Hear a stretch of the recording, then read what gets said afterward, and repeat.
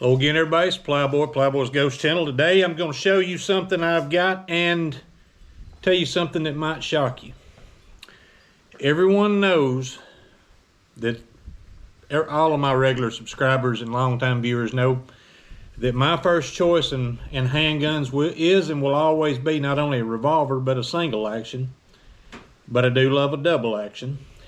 So when I tell you that although I have this Heritage Rough Rider, I know it's not an expensive gun or nothing, but you know it really shoots good. That front sight that came on this gun was too short, and I ended up making my own front sight out of a piece out from under the hood of some bracket or another out from under the hood of my boy's 72 Grand Torino.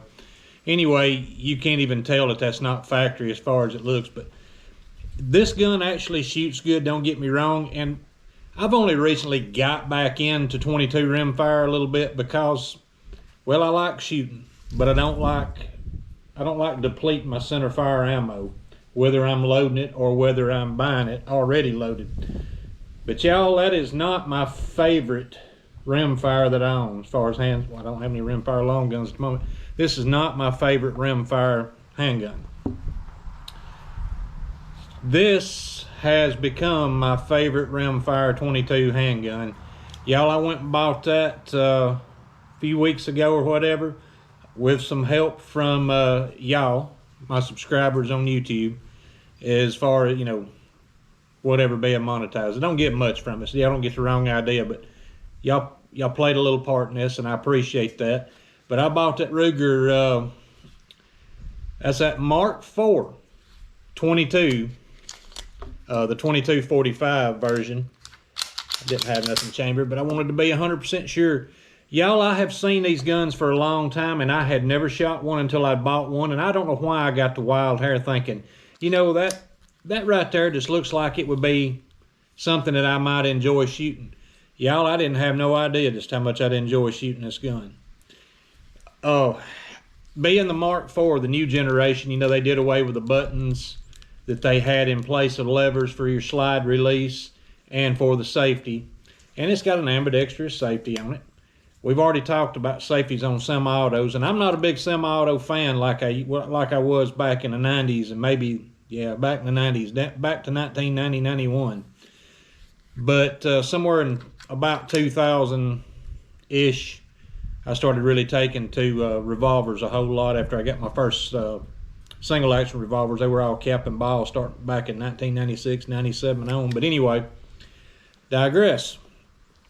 I wanted the Mark IV model because if y'all, once again, double check, if y'all have paid attention to any of these guns, and y'all probably know a lot more about these than me, it's been a crash course for me. That disassembly for cleaning stuff on them others was not happening, and of course on this it's not happening either right now. What in the hell am I doing wrong? Oh! So anyway, you got to have the safety on. I didn't realize that. And then for your disassembly, just as quick and easy as that right there. Like I said, this is new to me. It's probably not new to y'all. But I do know that what little bit I looked at the Mark IIIs, the Mark IIs, and back to the original generation, I wanted the levers on it, and instead of the buttons. And I definitely wanted that quick takedown that works when you turn the safety on. Like I said, learned something right in front of y'all's eyes. I ain't had this gun long, but now me and a buddy of mine and I have shot this probably, I don't know if we put 200 rounds through it, something like that, 200, maybe a little bit more than that through it. And he ended up liking, you know, he's an autoloader guy. He ended up liking this gun more. And for some reason, this gun with the same ammo in it, that single action Heritage revolver actually shoots the same ammo quieter than the Mark IV 2245 does. But y'all, I'm gonna put a fiber optic front sight on it. I may paint this one in the back side of this side in the meantime while I'm waiting on buying a fiber optic. I'm gonna put a fiber optic green on the front of it. I don't know if I'll do anything with the back sight. And I'll tell you the truth, this is one of those rare occasions, if you can't tell where I'm going with this, This is one of those rare occasions that I actually have found a class of gun, and a gun within that class of guns, that I prefer over a revolver. Now, I've never had no nice, more expensive rimfire revolver. I've never owned one. And were this maybe a Ruger Bearcat or whatever, I might feel differently about it. But, you know, I am comparing this to basically a pot metal single action. And while it shoots good, to me, it don't compete with this as far as just fun. And this sucker's accurate too. So anyway, that is not very informative as usual. And I do appreciate y'all watching.